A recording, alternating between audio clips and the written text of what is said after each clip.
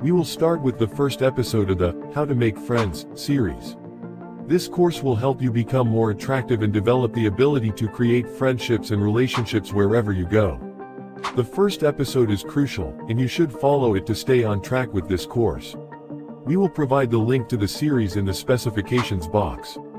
Now, let's dive into the first part of the series, where we will talk about the friendship pyramid, or relationship pyramid.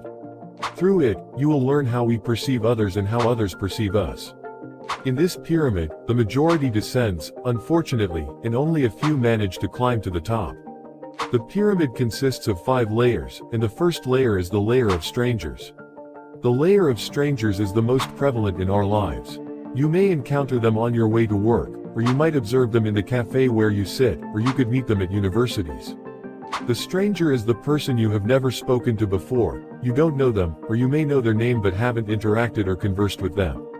Each of you acknowledges the existence of the other. Strangers cannot fulfill the needs of social interactions. Above this layer is the acquaintances layer, and the majority have a number of acquaintances. Acquaintances are people you have interacted with to some extent at some point. You might meet them through another person or by chance and engage in a very brief conversation. If you meet them by chance, you might just nod your head, say a word of greeting, or smile at them without talking. In the case of meeting them, it's only because of a common friend. Acquaintances are people who do not fulfill our social needs. Above this layer are friends, those with whom you have spent a significant amount of time. These are the people you talk to a lot, and conversations are often superficial, but you laugh with them and spend enjoyable time together. They are the people with whom you feel comfortable. Friends are the ones who fulfill our social needs. Above this first layer comes the second layer that includes the close friend, and these are like best friends, usually only 2 or 4. This type of relationship is the one that has endured over time. Close friends are the first people you think of when you want to go out, and they are the ones with whom you feel great comfort. With them, you share your private secrets and personal life, and they are the ones who fulfill our social needs in a significant way. If you only have them, they are enough to meet all your social needs. And the last layer, which very few people can reach in your life, often besides family, is usually only one person. This layer doesn't have a specific name, but we can call it the love layer. The person in this layer is someone who could be your life partner, the person whom, even if you spend the whole day with, you won't get bored, and is the person you trust the most and want to be with the most. The relationship between you and them has often lasted for more than a year or 2. To reach this stage and meet someone with whom you reach this stage is something completely different from friendship. So I can't talk about it in this course.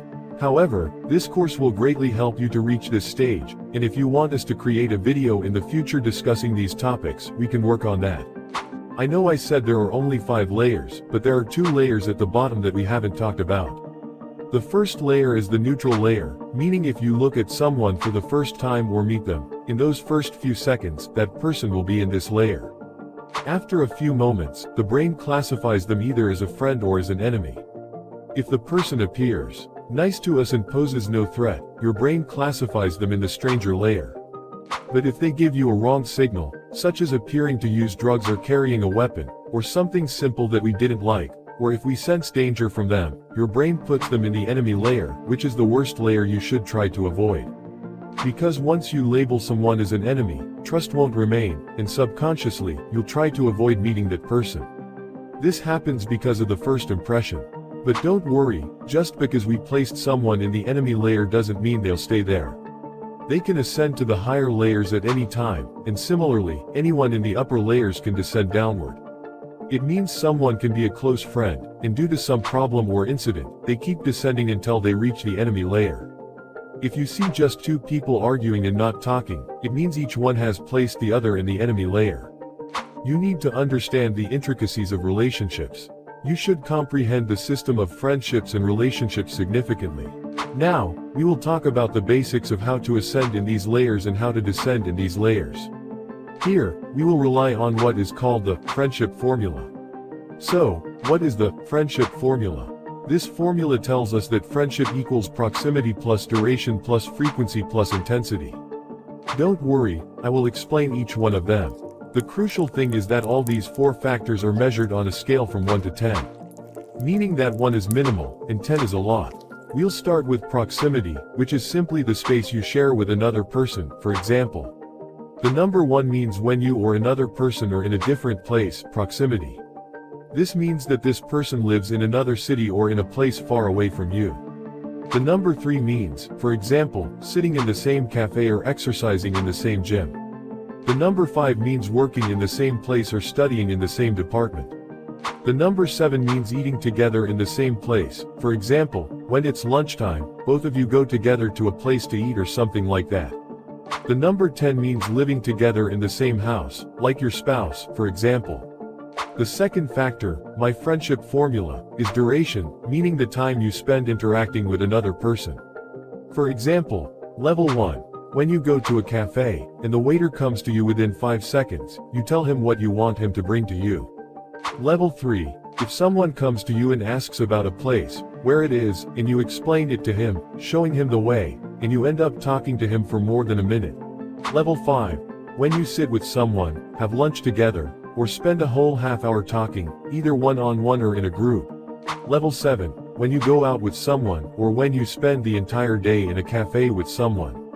Level 10. When you spend the whole day with someone, waking up at the same time, eating at the same place, going out at the same place, and staying in the same location all day. The third factor is frequency, which is how many times you meet someone in a specific time frame. For example, level 1. When you meet someone once and then never meet them again. Level 3. When you meet someone once every month or 2 or 3 months, for instance. Level 5. When you meet someone once or twice every week. Level 7. When you meet someone from 3 to 4 times a week. Level 10. When you interact and meet with someone the entire week and every day. Finally, the fourth factor is intensity, which is related to emotions, meaning the amount of feelings that come out in your interaction with someone. These feelings can be positive or negative.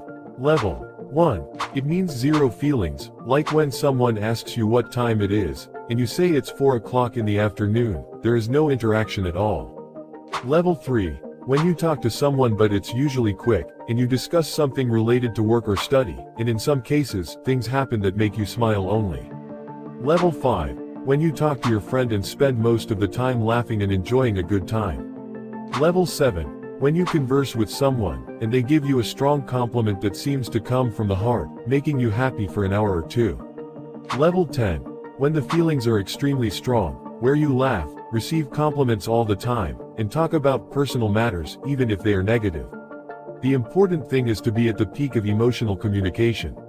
So, now that you've become familiar with the factors, how do we apply them to improve our relationships? And how can we ascend to the top of the pyramid? But remember, these are just the basics, and the course will delve deeper into them.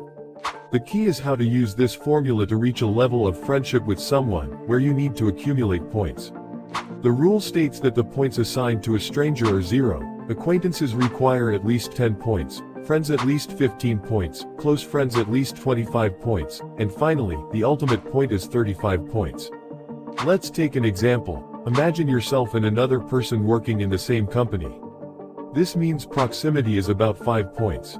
For instance, if the company is large and maybe you are not in the same location, and let's assume you meet 2 or 3 times a week, but you've only interacted with him once, then this makes frequency 2. This interaction was a regular thing. You asked him something without emotions, which means intensity is 1, and the duration of the interaction was approximately a few seconds, meaning duration is 1. So, if we add up these points, we find that they equal 9 points, indicating that this person sees you as a stranger. Now, let's imagine another person in the same company again. Proximity is 5 points because you are in the same place, meeting 3 or 4 times a week, but each time you talk a little, meaning frequency is 5. This time, whenever you talk, you laugh a little occasionally, so intensity turns into 3, as some emotions come into play. And every day when you are at the company, you talk before starting work for about 2 or 4 minutes, meaning duration is 4. The total is 17 points, and when we place them on the pyramid, we find that you are friends. If you want to deepen the relationship with this person, for example, you can easily tell him to have lunch together. Here, you will increase duration and proximity because you will sit at the same table, and the lunch duration can reach 40 minutes. Or you can tell him to go to the same gym where you work out. In this case, you will increase frequency and proximity because you can meet him on days when you are not at the company. Here, the likelihood of meeting him and spending an additional 2 hours in the same place among other things that will increase the points. It's not necessary to know at which stage you should add the points. The important thing is to increase them in any stage you want from the stages we talked about. Automatically, the total points will increase, leading to a rise in the pyramid. Although it may seem superficial to you, this is the system, and it's as simple as that. But not only that, because even though you will continue to increase in these things, sometimes it may give us opposite results. If you go and sit with someone, how will you talk to him?